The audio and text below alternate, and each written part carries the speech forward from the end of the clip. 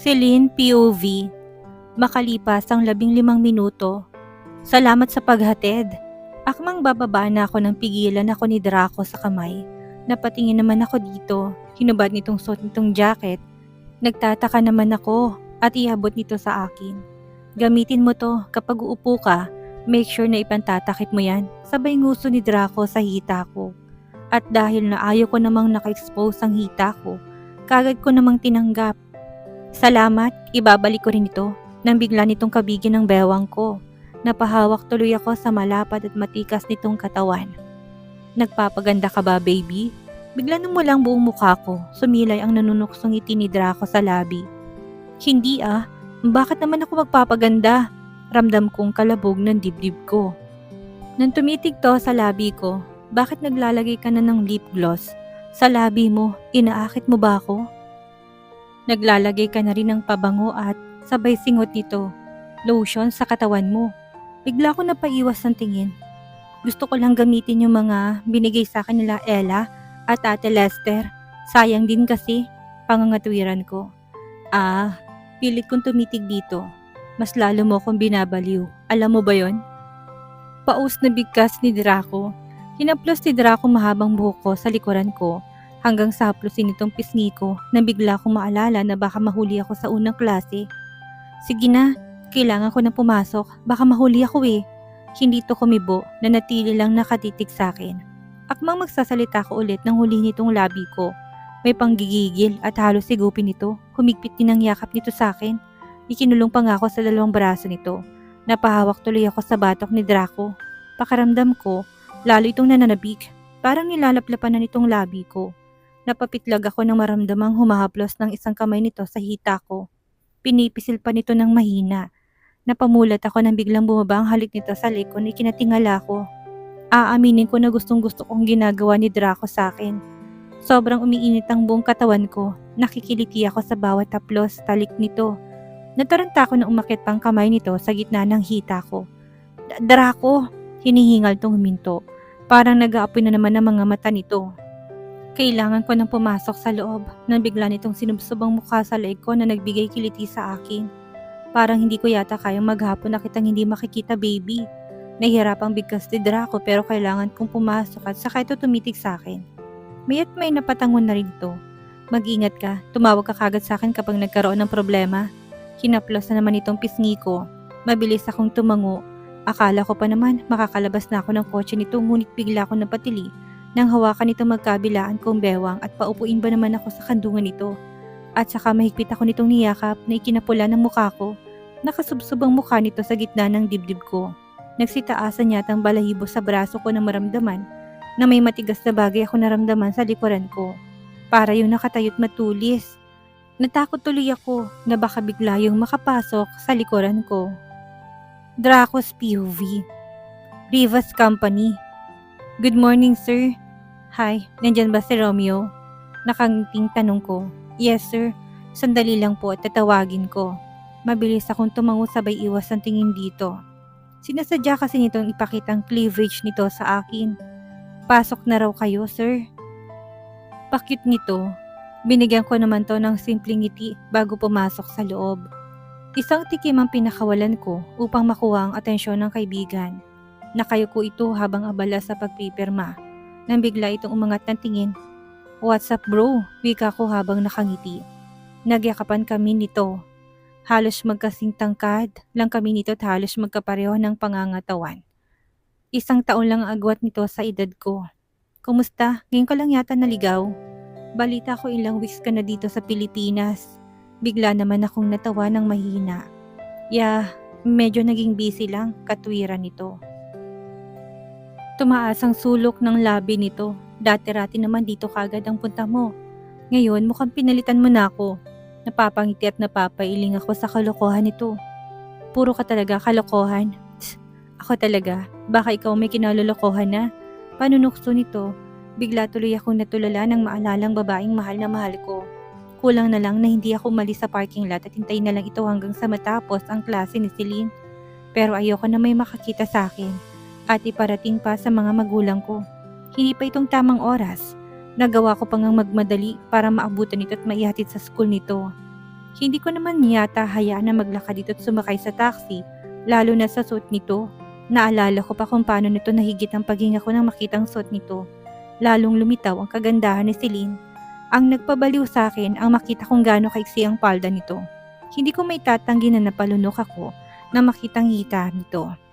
Bilugan yun, makikinis at maputi. Dalagang dalaga na itong pagmasdan. Mas lalo ko napatitig na mapansin na lalong namulang labi nito. Lalo tuloy ako nang gigigil para itong manika na sarap ikulong sa mga bisig ko at panggigilan. Bagay na bagay ditong mahabang buhok sa kurbadang pangangatawan nito. Napaka-sexy nito sa suot nitong uniform. Mas lalo yata akong nabaliw nang lalong lumitaw ang hita nito nang makaupo ito sa kotse ko. Para ako naglaway na ewan. Kaya naman binuhos ko sa labi nitong panggigigil ko. Lalo ako nabaliw dahil sa bango nito.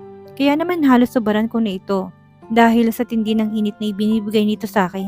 Hindi pa nga ako nakontento at pinatong ko pa ito sa ibabaw ng kandungan ko. Sinadya ko talagang iparamdam ditong naninigas kong harapan. Ganun ako nito binabaliw. Namamanyak ako sa kainosentihan ni Celine. Mas lalo ako nababaliw dahil alam kong ako pa lang ang nag-iisang lalaki sa buhay nitong nakahawak ng katawan niya. At nakahalik, kulang na lang nga, wag ko na itong papasukin at ikulong na lang sa loob ng kwarto ko. Pakiramdam ko nga hindi ko na mahintay ang sagot nito at gusto ko na itong angkinin. Gusto ko nang makita ng mga mata kong kahubuan ng pangangatawan nito. Baliw na ako. Pero kailangan ko pang magtiis ng konting panahon. Bigla ako napabalik sa ulirat na may tumapik sa balikat ko. Ramdam kong pamumula na magkabila ang tenga ko. Dahil sa nakakalokong tawa ng kaibigan ko. Hindi ko na malaya na nasa harapan ko na to at nakaupo na rin sa visitor's chair. What the bro? Sinong babae nagpapabaliw sa'yo ng ganyan? Nakakalokong tawa nito. Kanina pa ako panidaldal, ikaw naman para kang naingkanto. Sabay hagalpak nito, tinaliman ko ito ng tingin. Bigla itong tumayo. Alam mo ba kung anong itsura mo kanina bro? Hawak-hawak nitong tiyan sa kakatawa. Naningkit ang mga mata kong ipinakita nitong litrato. Langhiya, ganyan ang itsura mo kanina bro. Nakatingin ka sa kawalan habang ngiti-ngiti. Para ka nasisiraan na ng ulo. Inis na binakto ko to ng pena na sa malapit sa akin. Humagalpak na naman ito ng tawa. Hintayin mo na makaganti din ako sa'yo, sabay smirk. Isang tss ang lumabas sa labi nito bago mo po sa swivel chair. Ngiti-ngiti pa rin ang loko. So, sinong babaeng nakabihag sa pihikang puso mo bro? Isang isyang binigay ko dito. Secret, napailing naman ito. Akala mo naman, aagawan, sabay tawa nito ng mahina. Nakagat kong ibabang labi. Baka pag nakita mong baby mo, matulala ka sa ganda niya. Ipakilala mo na siya sa amin ni Jimboy. Para makilatis namin. Ising asong loko, saka na kapag asawa ko na siya, pigil ang tawang wika ko dito. Tumalim naman ang tingin nito sa akin. Kilala ko si ang girlfriend nito at ganun din ang nobyo ni Jimboy na kaibigan na rin namin. Bahala ka, siguraduhin mo lang na siya nang ang dawan. Umarkong gilid ng labi nito, mabilis akong tumango. Siguradong sigurado, proud na wika ko. Hanggang sa seryoso to. Saan mo siya nakilala? Dito rin sa Pilipinas. Hindi ko naiwasang magpakawala ng buntong hininga. Oh really? Sa tagal mo sa Singapore, dito mo rin pala matatagpuan ang babaeng magpapatibok ng puso mo? Nakangiti ito. Napatango naman ako habang nakangiti. Nakilala mo na bang mga magulang niya? Binalingan ko naman to. Kailan ka pa naging interviewer? Pagbibiro ko. Natawa naman ito. Ngayon lang, curious lang talaga ako. Bigla ako natahimik. Sa meryosong muka, hindi niya kilala kung sinong totoong mga magulang niya. Lumaki siya sa mga taong hindi naman talaga niya mga magulang. Pansin kong pagkagulat nito. Ang pananahimik nito, sinabi ba sa kanya na kung sinong totoong mga magulang niya? Mabigat akong napabuntong hininga.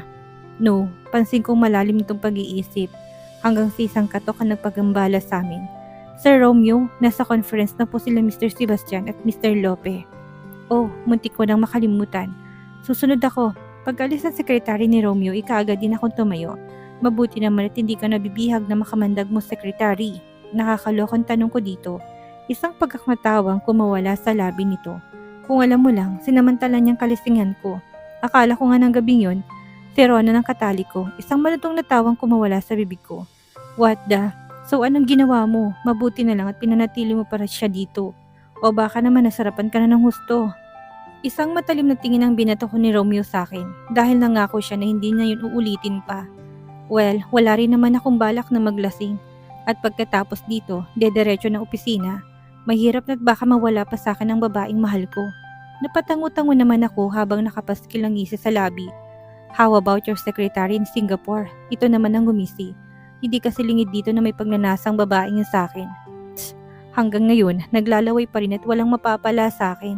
Bigla itong humagalpak ng tawa. Wow, ang tibay mo bro, napigilan mo, pang-asar ni Romeo. Napailing naman ako. Sige na, mauna na ako sa'yo, pagpapaalam ko. Nang sa meryosong mukha nito. How about your girl? May plano ka ba na hanapin kung sinong totoong mga magulang niya? Yes, at yun ang ipinangako ko sa kanya. Tinapik nitong balikat ko. That's right bro, gawin mo yan para sa kanya. Kahit hindi ko pa siya nakikita, ramdam kong bigat na naramdaman niya. Ang lumaking walang totoo. Bigla itong napahinto, kita kong pagnunok nito na para bang nahihirapan. Hindi rin nakaligtas sa akin ang pagdaloy ng lungkot sa mga mata ni Romeo. Naintindihan ko naman to. Alam kong naalala na naman itong mga nakaraan ng buhay nito. Si Lynn's POV. Hi, napaangat ako ng tingin. Hello, mahinang wika ko. Madalas akong yumukot, hindi ako komportable sa mga kaklase ko. May ingay ang mga to at madalas pang magtawanan. Niilang din ako at pakiramdam ko. Maraming nakatingin sa akin. Nakupo ako ng mga oras na yun habang hinihintay ang teacher namin. Nakapatong sa hita kong jacket na pinahiram sa akin ni Draco. Ako nga pala si Emily at ito naman si Loida. Kakilala nito. Tinanggap ko naman ang kamay ng mga ito. Si Lynn po, sabay yuko ko ng bahagya. Tumabi ang mga ito sa akin. Bale napapagitnaan ako ng dalawa. Ang bait mo naman, natatawang wika ni Loida.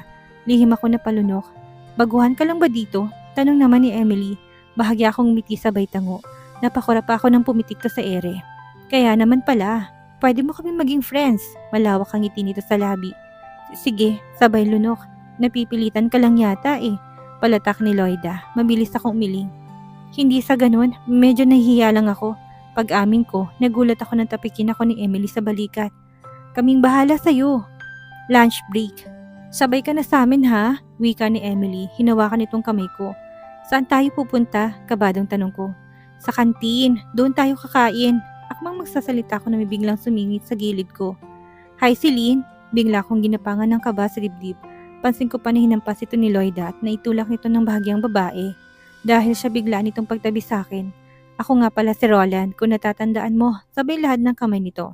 Hindi ko alam kung tatanggapin ko ang kamay nito. Naalala ko kasi ang sinabi ni Draco na hindi ako maaring makipag-usap sa lalaki at ayaw nitong mahawakan ako ng iba. Kahit nga raw ni dulo ng buko. Paano pa kaya makipaglahad ng kamay? Bigla ko napahinto sa paglalakad na bigla itong humarang sa daraanan ko. Tumabi ka nga dyan, Rolando, inis na wika ni Emily, na nakahawak sa isang kamay ko. Nakaramdam ako ng takot nang inisihan to ni Emily. Para pang may pagbabanta sa paraan ng titig nito. Hindi ikaw ang kausap ko. Kung gusto mo, bakit hindi ka umalis? Hindi naman ikaw ang kailangan ko. Nagsitayuan ng balahibo ko nang humiyaw ang mga barkada nito. Doon ko lang napansin na nakasunod palang 4 na lalaki sa amin. Pansin ko rin ang inis sa mukha ni Loida. Hoy Rolando, huwag mo idadami sa kalokohan mo itong kaibigan namin ha. Kung hindi isusumbong talaga kita. Napalunok ako nang tumawa na lang ang lalaki. Napatras ako ng bahagya nang humakbang ito palapit sa akin. Ginapangan ako ng takot nang tumitig to sa hita ko. Gusto ko lang namang makipagkaibigan. Ililibre kita ng lunch, okay? Sabay ngitin ko sa akin. Nalaki ang mga mata ko nang hawakan itong palapulusuhan ko. Kinabog ng malakas ang dibdib ko. Bitawan mo nga si Celine, sigaw na ni Emily. Kinampas ito ng bag ni Loida, ngunit bigla na lang namutla ang mukha ko sa takot na makitang dumilim ang mukha nito. Tumigas din ang panga nito at matalim na nakatitig sa dalawa. Nagulat ako ng senyasan nito mga kaibigan, ngunit bago pa nila mahuli ang dalawa, tumakbo nito ng mabilis. Isusumbong kitang Rolando ka, sigaw ni Emily. Para ako nawala ng dugo sa mukha nang humarap ito sa akin. Ilang beses ako napalunok. Ang ganda mo Celine, ang sexy-sexy mo. Sabay titig nito sa katawan ko. Nang mga oras na yun parang gusto kong mapaiyak sa tindi ng takot. Ramdam ko nanginginig ng katawan ko. Bitawan mo ako at sinubukang kunin ang kamay ko dito. Ngunit masyadong mahigpit yon.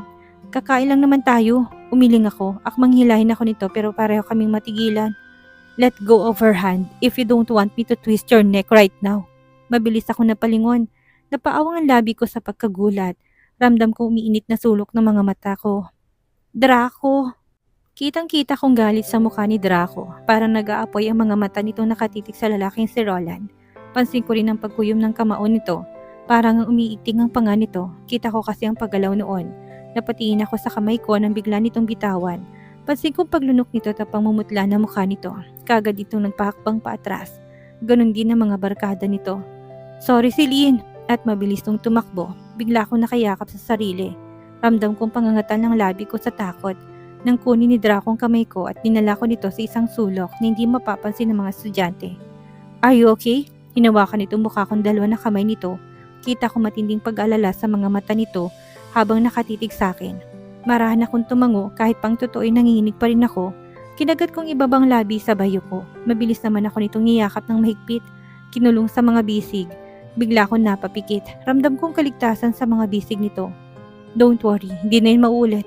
Ramdam kong pagpipigil sa boses ni Draco. Hinalikan ako nito sa tuktok ng ulo ko. Hanggang sa huli nitong baba ko, nagkatitigan kami. Mabuti na lang pumunta ako. Hinaplos si Draco ang pisngi ko. Hanggang sa kunin itong dalawang kamay ko at hinalikan nito. Hindi na siya makakalapit pa sa'yo. Pangako yan. Wala akong nagawa kundi ang tumango dito. Pinagsiklop nitong mga kamay naming dalawa. Saan tayo pupunta? Lumingon to sa akin. Kakain ng lunch, bigla akong natahimik. May takot sa puso ko at baka sigurado na palalayasin ako ni Ma'am Janine kapag nagkataon. Kumulat ang noon nang pumasok kami sa isang silid. Anong gagawin natin dito? Kinakabahang tanong ko. Kung hindi ako nagkakamali, umikot kami sa likuran ng paaralan at itong ang bumungad sa amin. Parang maliit na apartment. Relax baby, kakain lang tayo. Wala tayong gagawin masama. Lumabas na naman ang namimilong ngiti ni Draco sa labi. Iginala ko naman ang paningin. Kaninang bahay to? Hindi pa rin ito binibitawan ng kamay ko. This is my place nung nag-aaral pa ako dito. Gulat ako na paningin dito. Pero mukhang bago pa rin, takang tanong ko. Pansin ko pagngiti nito, tumungo ito sa kusina na siyang nasundan ko naman. Pinapaayos ko to every year. Hindi ko nga alam kung bakit, pero ngayong alam ko na sabayan natin itong tingin sa akin kasi darating pala sa buhay ko.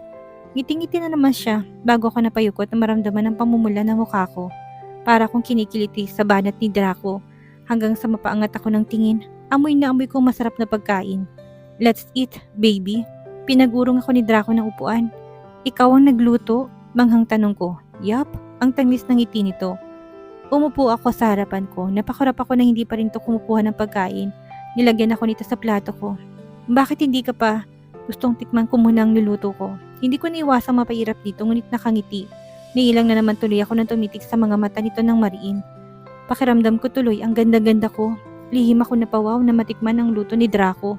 Kumusta ang lasa baby? Pasado na ba sa panlasa mo? Tanong nito. Mabilis ako napatango-tango. Ang sarap, marunong ka pala magluto. Bulalas ko. Napangiti ako ng gusto nang makita ang kasiyahan sa mukha nito at para yatang tiyahinga na mula Masarap talaga ako. Pabulong na sambit ni Draco. Kumunot ang noo ko. Nakakagat labi na to. Ano sinabi mo? Tanong ko. Secret. Sabay kindat nito. Napanguso naman ako. Pero marunong ka talagang magluto. Pag-uulit ko. Hindi kasi ako makapaniwala. Lalo na't mayaman to at sa mansyon ay mga tagaluto sila. Yes baby, sa Singapore wala akong katulong doon. Kaya kailangan ko matuto na magluto na mag-isa. Napatango-tango naman ako. Ako na maghuhugas, wika ko. Ngunit kagad niya itong napailing. Ako na baby, kaya ko na to. Pero, no more buts, baka madumihan pang damit mo. Bigla nitong napatitig sa hita ko at sa kasala ko na muna. Doon mo na lang ako hintayin. Napatitig naman ako sa malapad nitong likuran. Hanggang sa, ngayon hindi ko pa rin makapaniwala na kaya nito mayaman. Never itong magugas ng o nikikilos sa kusina. Habang naghihintay dito, napatitig ako sa isang pintong nakasara. Kwarto niya siguro. At dito na po nagtatapos ang kabanata ng ating kwento. At sana'y muli niyo po akong samahan sa mga susunod pang kabanata. Maraming salamat po at keep safe everyone.